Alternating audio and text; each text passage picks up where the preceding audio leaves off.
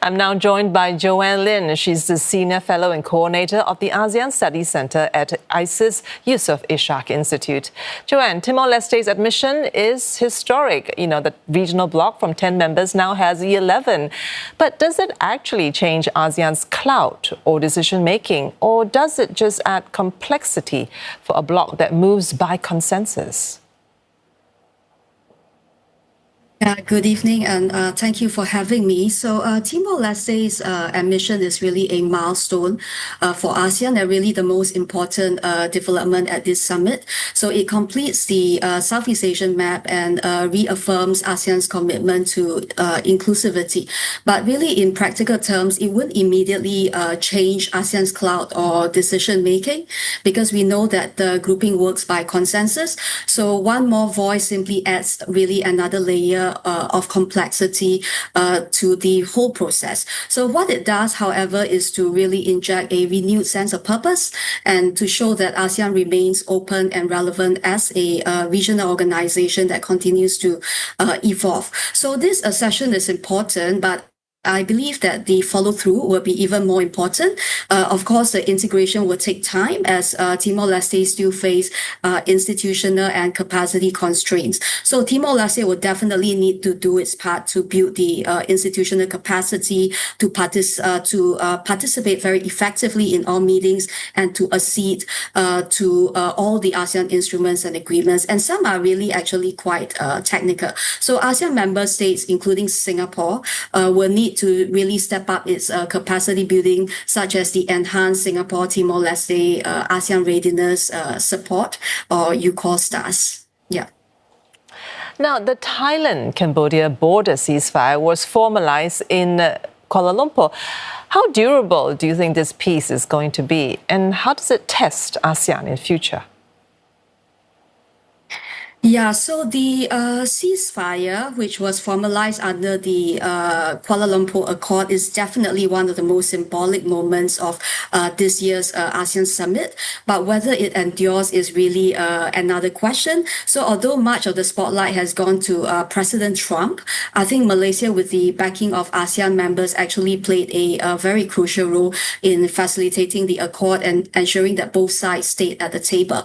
So it shows that ASEAN can still provide a platform for conflict management amongst its own members. But that said, the peace still remains very fragile. The border dispute has very deep historical roots, as we all know, that are tied to nationalism and also unresolved territorial claims. And of course, also the domestic politics in both countries could easily just, ignite tensions if either sides feel pressurized. So while the peace deal really sets out the mechanism for the joint monitoring and confidence building, I think its success will really depend on the sustained political will in Bangkok and also in Phnom rather than, ASEAN's ability to enforce the compliance. All right, moving on to Myanmar. Leaders again urge on the progress of the five-point consensus, with talks of observers going for a planned Myanmar election, which is due in December. Is this meaningful, or is ASEAN stuck in the holding pattern?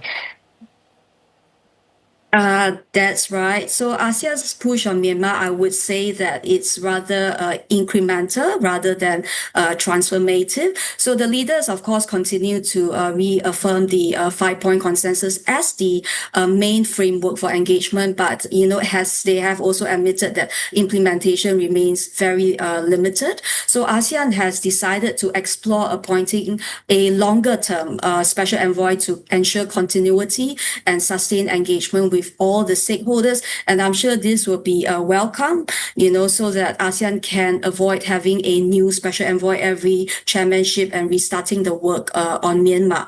But really, at the same time, ASEAN maintained a very cautious stance towards the Myanmar planned election. And its leaders have stressed that a ceasefire, a cessation of violence and inclusive political dialogue must really precede any election. So ASEAN has actually decided decided not to send observers to avoid legitimizing the electoral process, widely seen as lacking credibility. But these are really responsible positions, I would say. But I think it still underscores that ASEAN is far, from achieving tangible progress, because we are still seeing violence continuing and dialogues are just quite ineffective, to be honest. All right. There were intensive US-China talks on the sidelines, and there were upbeat signals about a trade framework.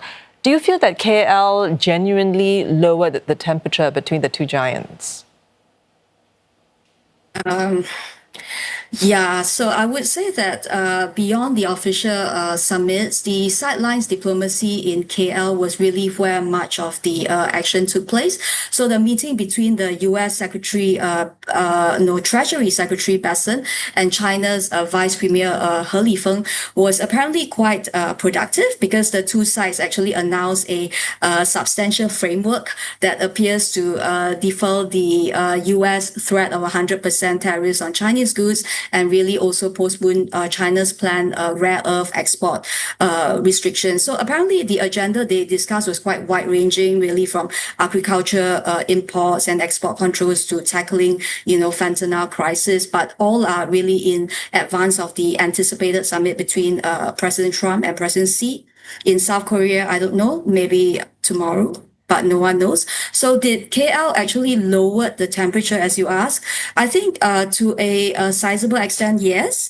The fact that senior US and Chinese officials met at the ASEAN sidelines really marked a shift from escalation to managed dialogue. So Malaysia's role as the host gave the process some sort of a legitimacy, and maybe suggested that ASEAN can still facilitate some high-stake interaction. But of course, the real test is yet to come, and the leaders' meetings needs to really translate that sort of framework into measurable commitments and implementations. And until then, I would say that the rhetoric matters more than the substance. And importantly, whether the substance lasts is really, another thing. All right, Joanne, thanks for the analysis. Joanne Lin there, Senior Fellow and Coordinator of the ASEAN Study Centre at ISIS Yusof Ishak Institute.